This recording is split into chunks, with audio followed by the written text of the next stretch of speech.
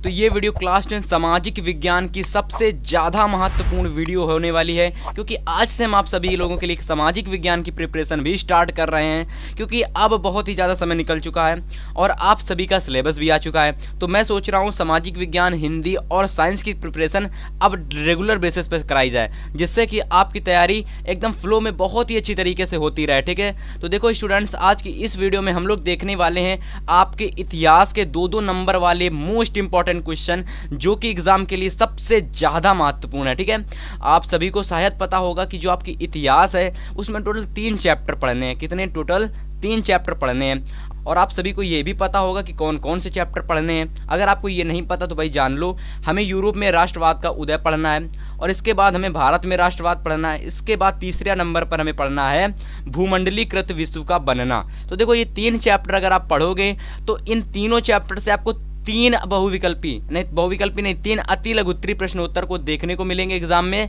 जिनके लिए आपको 6 नंबर मिलेंगे, यानी कि एक क्वेश्चन 2 नंबर का। तो 3 क्वेश्चन इस प्रकार से कितने हो गए? 6 नंबर के। अगर आपको ये 6 नंबर प्राप्त करने हैं तो आपको ज़्यादा से ज़्यादा क्वेश्चन की प्रैक्टिस करनी होगी। ठीक है, चैप्टर पढ़ने से कुछ नहीं होता, मैं आपको बता दूं, चैप्टर पढ़ने से कुछ नहीं होता, क्योंकि जब स्टूडेंट्स के सामने क्वेश्चन आते हैं तो वो लोग आंसर नहीं दे पाते हैं। इसलिए कह रहा हूँ ज़्यादा से ज़्यादा प्रैक्टिस करो, तब आपके आंसर जो होंगे वो आपको अच्छे से याद होंगे। ठीक है, तो देखो आज की ये वीडियो आप सभी के लिए काफ़ी इंपॉर्टेंट होने वाली है, क्योंकि इस वीडियो में मैंने जितने हो सके उतना प्रयास किया आप सभी के लिए कि देखिए आप सभी को मैं इतने क्वेश्चन लेकर आ गया हूं इस वीडियो में कि आप लोग आसानी से याद कर लोगे, आपको दूसरे दिन याद करने की कोई जरूरत नहीं पड़ेगी। ठीक है, तो देखो सबसे पहला हमारा जो क्वेश्चन है वो है कि राष्ट्रवाद से आप क्या समझते हो। ठीक है, क्योंकि पहले चैप्टर और दूसरे चैप्टर में राष्ट्रवाद की बात की गई है, इसलिए हम लोग राष्ट्रवाद को भी समझ लेते हैं कि राष्ट्रवाद आखिर में क्या होता है स्टूडेंट्स। ठीक है, चलिए तो आप लोग समझिएगा राष्ट्रवाद क्या होता है। वैसे तो आप सभी में से काफ़ी सारे स्टूडेंट्स राष्ट्रवाद का मतलब समझते होंगे कि आखिर में राष्ट्रवाद होता क्या है। तो भाई देखो यहाँ पर आप लोगों को, तो देखो जिसको नहीं पता वो जान लो भाई कि वह शासन प्रणाली जिसके अंतर्गत हम लोग यानी व्यक्ति अपनी बातों को सरकार से कह सकें तथा जिसमें राजनीतिक, सामाजिक व आर्थिक एकीकरण संभव हो, उसे हम लोग कहते हैं या फिर उस व्यवस्था को हम लोग कहते हैं राष्ट्रवाद। यानी समझने का मतलब है जैसे कि वह शासन प्रणाली, जैसे कि हम लोग अपनी बातों को कह लें, हमारे लोग, हमारे माता पिता, हमारे यहाँ के जितने लोग हैं ना, उस सरकार से अपनी बातों को कहते हैं, भले ही सरकार उनकी बातों को ना पूरा करे लेकिन कहते तो है ना। तो जहाँ पर इस प्रकार की शासन प्रणाली या फिर जहाँ पर इस प्रकार की व्यवस्था चलती है ना, उस व्यवस्था को हम लोग कहते हैं राष्ट्रवाद। आई होप क्वेश्चन आप सभी को समझ में आया होगा और आंसर भी आप सभी को समझ में आया होगा। ठीक है, चलिए इसका आंसर अगर आपको समझ में आया है तो इसका स्क्रीनशॉट ले लो, फिर मैं आपको सेकंड क्वेश्चन बता देता हूं। ठीक है, ये देखिए काफ़ी इंपॉर्टेंट क्वेश्चन है, 2 नंबर में क्वेश्चन पूछा जाने वाला है, और देखो दूसरा क्वेश्चन भी आपसे 2 नंबर का ही पूछा जाएगा। ठीक है, अब देखो आप सभी कह रहे होगे कि एक लाइन का आंसर 2 नंबर में, तो देखो एक लाइन का है लेकिन इसका सन याद रखना काफ़ी ज़्यादा टिपिकल होता है, क्योंकि आप सभी के सामने एक सन याद करने को नहीं आएगा, बहुत सारे सन वाले प्रश्न आते हैं। इसलिए क्या होता है स्टूडेंट्स को कि सन वाले प्रश्न भूल जाते हैं, इसलिए ये प्रश्न एक लाइन के केवल आते हैं। ठीक है, तो देखो कह रहा है कि इटली का एकीकरण कब पूर्ण हुआ, तो आपको बताना है कि इटली का जो एकीकरण था वो कब पूरा हुआ था। ठीक है, तो देखो इसका आंसर है 20 सितंबर 1870 ईस्वी को। देखो क्वेश्चन को समझना, इस प्रकार के क्वेश्चन को आपको ज्यादा लंबा चौड़ा नहीं लिख के आना है, जितना है उतना लिखो, उतने में 2 नंबर मिल जाएंगे। यानी कि पूछा गया है कि इटली का एकीकरण कब पूर्ण हुआ, आपको बता देना 20 सितंबर 1870 ईस्वी को खत्म। इसके बाद आपको कुछ भी नहीं लिखना, अगर आप इसके बाद लिखोगे नंबर भी उतने ही मिलेंगे और टाइम भी इन्वेस्ट होगा। तो मेरी आपसे यही एडवाइस होगी कि आप लोग कितना जो भी प्रश्न में पूछा जाए सन से संबंधित, सन लिखो, तारीख लिखो, महीना लिखो, काम खत्म करो। ठीक है, आगे देखते हैं क्वेश्चन नंबर 3। क्वेश्चन नंबर 3 क्या कह रहा है, चलिए क्वेश्चन नंबर 3 पढ़िए। क्वेश्चन नंबर 3 कह रहा है, जो कि लिया गया है आपके चैप्टर नंबर 1 से। क्या कह रहा है भैया? 1 चैप्टर से लिया गया यूरोप में राष्ट्रवाद का उदय। कह रहा है कि किस प्रसिद्ध फ्रांसीसी चित्रकार ने 4 चित्रों की श्रृंखला बनाई। तो बहुत ही ज़्यादा इंपॉर्टेंट क्वेश्चन है आप सभी के लिए, VMP है क्वेश्चन, देखने को मिल सकता है एग्जाम में। ठीक है आप सभी को, तो देखो क्वेश्चन क्या कह रहा है कि किस प्रसिद्ध फ्रांसीसी चित्रकार ने 4 चित्रों की श्रृंखला बनाई। याद रखना फ्रेडरिक सारियू का नाम, इंपॉर्टेंट है ये प्रश्न। ठीक है, फ्रेडरिक सारियू हर एक साल इस प्रकार के प्रश्न में आते हैं और हर साल ये प्रश्न पूछा भी जाता है कि किस प्रसिद्ध फ्रांसीसी चित्रकार ने 4 चित्रों की श्रृंखला बनाई। तो आंसर है फ्रेडरिक सारियू ने वर्ष 1848 ईस्वी में 4 चित्रों की श्रृंखला बनाई थी। बात समझ में आई आप सभी को। इसके बाद देखें क्वेश्चन नंबर 5। क्वेश्चन नंबर 5 क्या कह रहा है? क्वेश्चन नंबर 5 थोड़ा सा बड़ा है लेकिन आपको मैं समझा दूंगा, ठीक है। कह रहा है कि साइमन कमीशन का गठन क्यों किया गया था, यानी जो साइमन कमीशन था इसका गठन क्यों किया गया था, ठीक है। इसका आंसर आपको कैसे लिखना है चलिए देखेंगे हम लोग। देखिए जितने क्वेश्चन बता रहा हूँ सबका स्क्रीनशॉट लेते चलना, मैं बार बार नहीं कहूँगा स्क्रीनशॉट के लिए। हाँ, तो इसका आंसर आप लोग लिखोगे कि साइमन कमीशन जॉन कमीशन के अंतर्गत गठित किया गया था, यानी कि उसके नेतृत्व में गठित किया गया था, या फिर समझ सकते हो उसके अंतर्गत गठित किया गया था। तो इस प्रकार से आपको लिखना है कि यानी कि साइमन कमीशन जॉन कमीशन के नेतृत्व में या फिर अंतर्गत गठित किया गया था।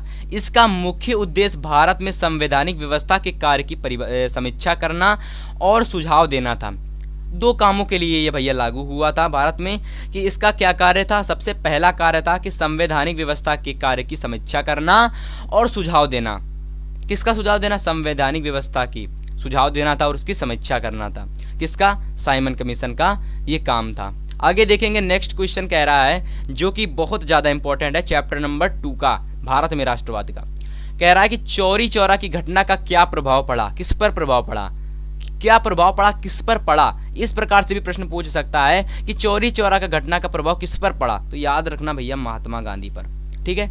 अब देखो महात्मा गांधी पर तो पड़ा, लेकिन इसका सबसे बड़ा जो प्रभाव पड़ा था ना असहयोग आंदोलन पर, क्योंकि इसके चलते यानी इसके होते ही इन्होंने असहयोग आंदोलन को स्थगित कर दिया था, यानी कि बंद कर दिया था।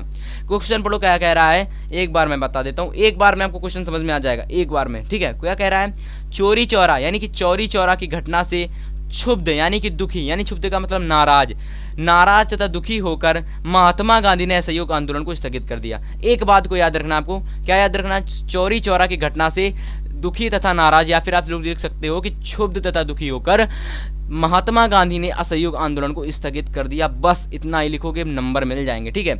आगे देखते हैं, इसको क्वेश्चन को समझ में आया कि नहीं आया। देखो भाई बहुत आसान प्रश्न था। एक घटना थी चौरी चौरा, और ये घटना कहाँ पर हुई थी आपको आप सभी को पता भी होगा। अब देखो ये जो घटना हुई थी इसके चलते जो आपके महात्मा गांधी थे ना, इन्होंने भैया क्या किया था, असहयोग आंदोलन को स्थगित कर दिया था कुछ समय के लिए, जिससे कि माहौल जो है बराबरी पर आ जाए, ठीक है, यानी कि माहौल ठीक ठाक हो जाए फिर से, ठीक है। आगे देखते हैं क्वेश्चन नंबर 6। क्वेश्चन नंबर 6 क्या कह रहा है? क्वेश्चन नंबर 6 कह रहा है कि रेंडर पृष्ठ की परिभाषा दीजिए। रेंडर पृष्ठ क्या था? तो रेंडर पृष्ठ एक प्रकार का मवेशी रोग था। क्या था? मवेशी रोग, जो कि किसमें हुआ था? यह हुआ था भैया आपके अफ्रीका के पशुओं में, लेकिन यहाँ पर मैंने नहीं लिखा, यहाँ पर आपको सीधा आंसर देना इसकी परिभाषा। यह पशुओं में होने वाला एक भयानक संक्रामक रोग है। यह रोग जीवाणुओं से पनपता है, जिसे हम लोग रेंडर पृष्ठ कहते हैं या फिर मवेशी रोग भी कहते हैं। देखो ये जो रोग हुआ था ना अफ्रीका में फैला था। कहाँ पर भैया? अफ्रीका। अब मैंने अफ्रीका नहीं लिखा क्योंकि इसमें पूछा ही नहीं गया था, इसमें पूछा गया था परिभाषा दीजिए, तो मैं जा रहा उसको क्यों डिफाइन करूं। जितना पूछा जा रहा उतना लिखो, उतने के नंबर मिलेंगे। ज़्यादा लिखोगे फिर भी नंबर मिलेंगे, लेकिन उतने ही मिलेंगे, ज़्यादा नहीं मिलेंगे। तो ये आपको आंसर लिख के आना है कि ये पशुओं में होने वाला एक प्रकार का भयानक संक्रामक रोग है, और इस रोग को हम लोग मवेशी रोग कहते हैं, और इसे हम लोग क्या कहते हैं? रेंडर पृष्ठ, ठीक है भैया, समझ में आया। आगे देखते हैं क्वेश्चन नंबर 7। क्वेश्चन नंबर 7 है कि प्रथम विश्व युद्ध में किस प्रकार के हथियारों का प्रयोग किया गया था। इंपॉर्टेंट क्वेश्चन है भैया। देखो प्रथम विश्व युद्ध से संबंधित या फिर युद्धों से संबंधित जितने भी प्रश्न हैं उनमें से एक प्रश्न आपके एग्जाम में 100% आना तय है। अब आप कहेंगे क्यों? क्योंकि भैया ये निश्चित रहता है कि एक सन से आएगा, एक भैया आपके युद्ध से संबंधित आ जाएगा, और एक आ जाएगा आपका जानकारी से, ठीक है, जानकारी या परिभाषा से संबंधित, ठीक है। तो देखो उसी प्रकार से मैं प्रश्न लिख के लाया हूं। मैं युद्धों वाले भी प्रश्न लिखा हूं, सन वाले भी प्रश्न लिखा हूं, और जैसे कि रेंडर पृष्ठ वगैरह, चौरी चौरा, ऐसे भी प्रश्न लिखा हूं, जिससे कि आपका पूरा का पूरा कॉन्सेप्ट क्लियर होता रहे, ठीक है। तो देखो इसका आंसर आप लोग लिखोगे कि प्रथम विश्व युद्ध पहली बार, यानी कि प्रथम विश्व युद्ध में पहली बार आधुनिक हथियारों का प्रयोग किया गया था, जिसमें मशीनी गन, टैंक, हवाई जहाज, रासायनिक हथियार आदि शामिल थे। अब आप सभी को शायद पता होगा कि मशीनी गन का मतलब क्या होता है, टैंक का मतलब क्या होता है, हवाई जहाज का मतलब क्या होता है। यहाँ हवाई जहाज से मतलब है कि जो लड़ाकू विमान होते हैं उनका मतलब है यहाँ पर, और टैंक का मतलब है जो आर्मी वाले टैंक चलाते हैं ना, कुछ इस प्रकार का जो टैंक होता है, इस प्रकार का टैंक, इस प्रकार सा जिसमें आगे बंदूक टाइप की लगी होती है, तो उस प्रकार के टैंक का प्रयोग किया गया था सबसे पहली बार। कहाँ में? विश्व युद्ध में प्रयोग किया गया था, प्रथम विश्व युद्ध में। समझ में आया? तो आगे हम लोग देखते हैं क्वेश्चन नंबर 8। क्वेश्चन नंबर 8 क्या कह रहा है? क्वेश्चन नंबर 8 दो तरीके से पूछा जा सकता है आपसे एग्जाम में। जर्मनी का एकीकरण कब और कैसे हुआ, यानी कि जर्मनी का जो एकीकरण था ना वो कब और कैसे हुआ और कब हुआ, सन बताना है और क्या क्या हुआ तब वो बताना है। इसके बाद आपको लिखना है। इसी प्रश्न को दूसरे टाइप से आपसे पूछ सकता है एग्जाम में कि जर्मनी के एकीकरण में सबसे महत्वपूर्ण योगदान किसका था, जर्मनी का सम्राट कौन बना। प्रश्न समझ में आया, नहीं आया ना? तो देखो जर्मनी का एकीकरण कब हुआ, सबसे महत्वपूर्ण योगदान इसमें किसका था, जिसने सबसे ज्यादा इसमें कार्य किया हो उसको हम लोग कहते हैं महत्वपूर्ण योगदान। इसके बाद पूछा गया जर्मनी का सम्राट सबसे पहले किसे घोषित किया गया। देखो 2 से 3 बातों को पूछा गया इसमें और नंबर मिलेंगे 2, क्योंकि इंपॉर्टेंट प्रश्न है तो मैं आपको लेकर आया हूँ, ठीक है। और मैंने आपसे बताया ना इस युद्ध से संबंधित एक प्रश्न आएगा, पहला और दूसरा प्रश्न, ये 7वां और 8वां प्रश्न इंपॉर्टेंट है, इसे तैयार कर लेना, ठीक है। चलिए इसका आंसर देखो। सबसे पहले आप लोग कहा गया था कि जर्मनी का एकीकरण कब और कैसे हुआ था और इसमें सबसे महत्वपूर्ण योगदान किसका था और पूछा गया था और सम्राट कौन बना था, ठीक है। तो देखो 1848 ईस्वी में जर्मन संप्रदाय के विभिन्न क्षेत्रों को मिलाकर निर्वाचित संसद द्वारा नियंत्रित राष्ट्र राज्य बनाने का प्रयास किया गया था। और जब प्रसा ने राष्ट्रीय एकीकृत आंदोलन का नेतृत्व किया उस समय प्रसा का मुख्यमंत्री कौन था, तो मुख्यमंत्री था ऑटो वॉन बिस्मार्क। कौन था भैया, ऑटो वॉन बिस्मार्क। इसके बाद देखो आप लोग लिखोगे जिसे इस पूरी प्रक्रिया का जनक माना जाता है। सबसे महत्वपूर्ण योगदान किसका था, ऑटो वॉन बिस्मार्क का था, ठीक है। इसे इस पूरी प्रक्रिया का जनक माना जाता है। और एक और बात आपसे पूछी गई थी इसी में कि इसका सम्राट कौन बना, तो जो इसका सम्राट घोषित किया गया था वो था विलियम प्रथम। कौन था, विलियम प्रथम। याद रखना इंपॉर्टेंट है विलियम प्रथम का नाम, कि विलियम प्रथम को प्रसा का जर्मनी का सम्राट घोषित किया गया था, प्रसा का नहीं जर्मनी का सम्राट घोषित किया गया था, ठीक है, सबसे पहले। तो विलियम प्रथम को जर्मनी का सम्राट सबसे पहले घोषित किया गया था। आपसे 1 नंबर में बहुविकल्पी में ये प्रश्न पूछा जा सकता है, तो याद कर लेना इसे, ठीक है। आगे देखते हैं, एक और युद्ध से संबंधित प्रश्न है कि फ्रांसीसी क्रांति के 2 परिणामों को बताइए। जो फ्रांसीसी की क्रांति हुई थी ना उसके 2 परिणामों को हमको बताना है, 2 परिणामों को, ठीक है। तो देखो पहला परिणाम था कि फ्रांसीसी क्रांति ने पुराने राजशाही आदेश पर सवाल उठाए और एक लोकप्रिय राष्ट्रवाद के विकास को प्रोत्साहित किया। देखो पहला पॉइंट समझ में आया आप सभी को, यानी जो फ्रांसीसी क्रांति हुई थी ना उसने पुराने राजशाही जो परिवार थे ना उस पर आदेश उठाए और सवाल भी उठाए और एक लोकप्रिय राष्ट्रवाद के विकास को प्रोत्साहित किया था, ठीक है, समझ में आया। इसके बाद देखो कुछ पॉइंट नंबर दूसरा क्या है, इसी प्रकार से इसी से संबंधित कुछ है फ्रांसीसी क्रांति से, कि फ्रांसीसी क्रांति ने वहां की भूमि यानी फ्रांस की भूमि, फ्रांस की भूमि तथा वहां के नागरिकों के बीच, यानी भूमि और नागरिकों के बीच, किसके, भूमि और नागरिकों, यहाँ जो वहाँ के लोग रहते थे ना, नागरिक जो भी वहाँ के लोग रहते थे उनके बीच नए फ्रांसीसी ध्वज जैसा विचार दिया, यानी कि एक नए झंडे जैसा विचार दिया।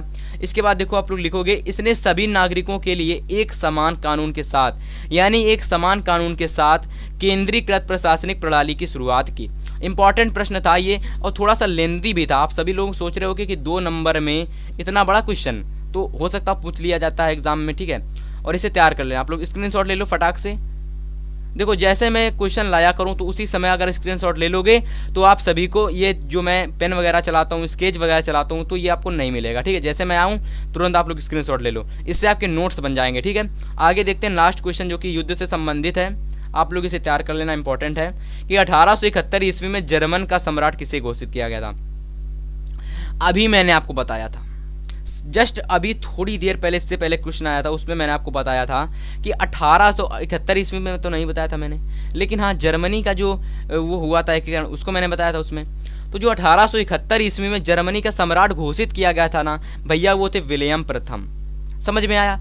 तो इस प्रकार से स्टूडेंट्स इस वीडियो में मैंने आप सभी को अपनी तरफ से 10 क्वेश्चन बताए हैं, ठीक है। अपनी तरफ से कहने का मतलब है आप लोगों के कमेंट्स तो आ रहे थे लेकिन उतने अच्छा रिस्पांस नहीं मिल रहा था, लेकिन मैंने सोचा भाई एग्ज़ाम नीड आ रहे हैं, यानी एग्ज़ाम नज़दीक में आ रहे हैं तो तैयारी होनी चाहिए बच्चों की, हमारे जो भाई बहन हैं, ठीक है, उनकी तैयारी होनी चाहिए। तो इसलिए मैं लाया हूँ आप सभी के लिए ये इंपॉर्टेंट क्वेश्चन। अगर आप सभी को ये जो सीरीज़ है ना रेगुलर बेसिस पर चाहिए तो आप लोग ज़्यादा से ज़्यादा अपने फ्रेंड्स के साथ आप लोग इस वीडियो को शेयर करना। अगर आप चलो चैनल पर पहली बार आए हो तो चैनल को सब्सक्राइब भी कर लेना और इस वीडियो का लाइक एम हम रखते हैं 100 लाइक्स। अगर हो सकेगा तो आप लोग इसे पूरा करवा दोगे अगर आपको वीडियो चाहिए होगी नेक्स्ट, ठीक है। तो अब हम मिलेंगे आपसे नेक्स्ट वीडियो में, तब तक के लिए गुड बाय, गुड लक।